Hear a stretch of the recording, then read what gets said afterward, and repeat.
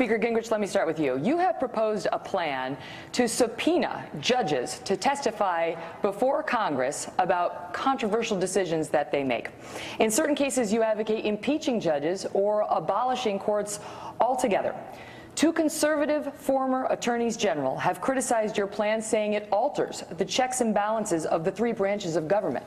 Now, they used words like dangerous, outrageous, and totally irresponsible. Are they wrong?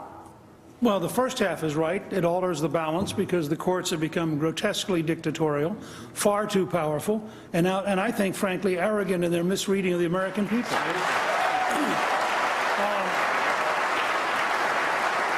There's an entire paper at Newt.org. I've been working on this project since 2002, when the Ninth Circuit Court said that one nation under God is unconstitutional in the Pledge of Allegiance, and I decided if you had judges who were so radically anti-American that they thought one nation under God was wrong, they shouldn't be on the court.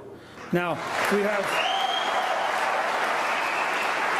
I taught a short course in this at the University of Georgia Law School. I testified in front of sitting Supreme Court justices at Georgetown Law School, and I warned them, you keep attacking the core base of American exceptionalism, and you are going to find an uprising against you, which will rebalance the judiciary. We have a balance of three branches. We do not have a judicial dictatorship in this country, and that's what the Federalist Papers promised us. And I would, just like Jefferson, Jackson, Lincoln, and FDR, I would be prepared to take on the judiciary if, in fact, it did not restrict itself in what it was doing. What of the former attorneys general? These are conservative former attorneys generals who have criticized the plan, as I say, dangerous, ridiculous, outrageous, totally irresponsible. Sure. I'd ask, first of all, have they studied Jefferson, who in 1802 abolished 18 out of 35 federal judges?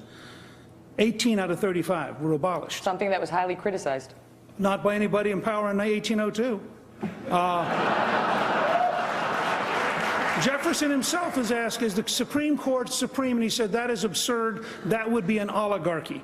Lincoln repudiates the Judge Scott decision in his first inaugural address in 1861 and says, no 9 people can make law in this country. That would be the end of our freedom. So I would suggest to you, actually, as a historian, I may understand this better than lawyers. And as lawyers, those two attorneys general are behaving exactly like law schools, which have overly empowered lawyers to think that they can dictate to the rest of us. Congresswoman Bachmann.